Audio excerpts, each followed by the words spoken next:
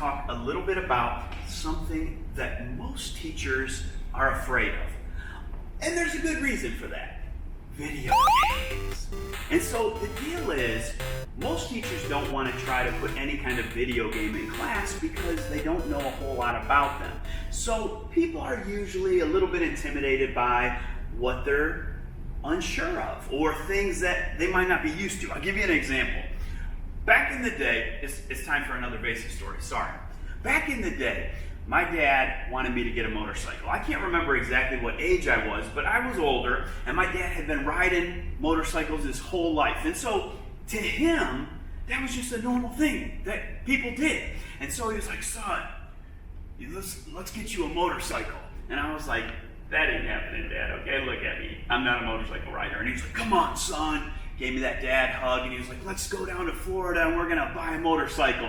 And I was like, okay, Dad. And so we went down to Florida and we ended up buying a Harley. Not the most expensive Harley, probably one of the cheapest ones. But we got it back up here. I don't know what I was thinking, but my dad assured me it was easy to ride. So when I first get on this thing, he's thinking I'm gonna pick it up just like riding a bicycle. So I get on this Harley, turn it on, I'm like, oh, turn it off. That ain't happening, Dad. And so I'm scared out of my mind because I've never done it before. I hadn't experienced anything like that.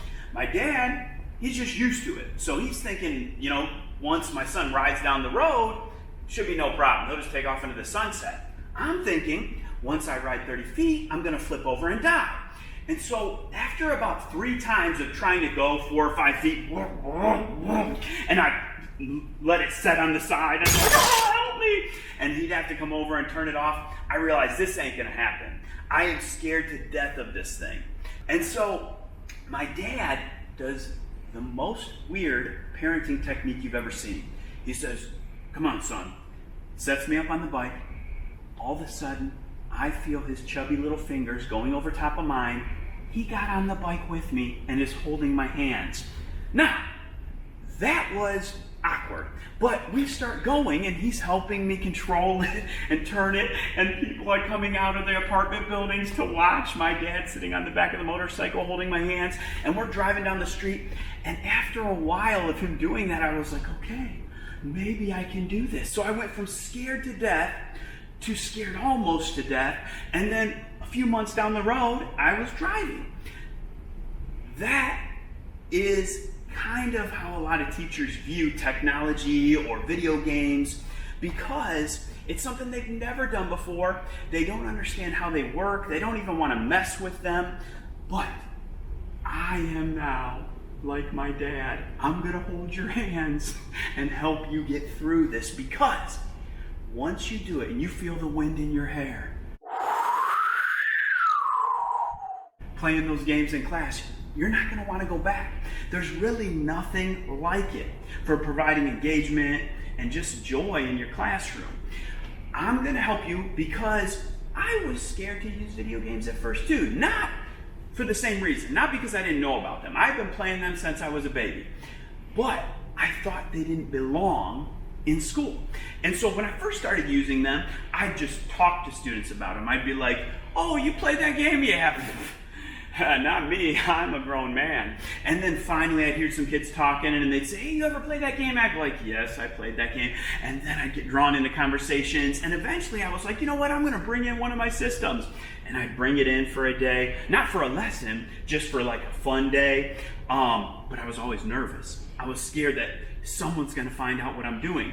Actually, one day I was teaching a special education class. My special education teacher, she was awesome. She was in there with me, and we ran out of things to do. And so we had about 15 minutes left, and she was like, we should play a game, Heads Up, 7 Up. Now, this isn't necessarily a video game, but let me show you how scared I was. I was like, okay, I don't really know how to play that. And she's like, I got this. All the kids put their heads down, so everybody lays their head down on their desk. And I'm like, okay, what do we do now? She's like, well, we need some music. So I pulled out my old school phone, weren't that smart back then, and I'm trying to look up like some kind of cartoon song to play, and it's just not working, not even connecting right. So I put it back away. I was like, I'll hum something. All of a sudden, out of the corner of my eye, I see my principal walk in the room, and my heart just stops. I was like, oh no. I see all my kids with their heads down. I'm like, oh, she's gonna think I'm the worst. And she just comes up to me, just starts talking, Mr. Vasi, and I was like, oh, she doesn't really care. Okay, I gotta wait. All of a sudden, when I'm about to reply to her, out of my pocket, are you ready, kids? it just starts singing out loud to her, and she's looking at me like I'm so strange. My phone is playing SpongeBob. All my kids have their heads down. She turns around, walks out, and I'm like, okay, I'm fired. And so I was scared to play video games because I didn't think they had a connection with class. I was always nervous. Education is business. Fun is at home. Now I've learned how to combine the two. And when you put those two things together, especially video games and technology, in the classroom, which even if you're scared, like me on the motorcycle, I'm gonna help you do it. It is gonna create something like you've never seen before. See you next time.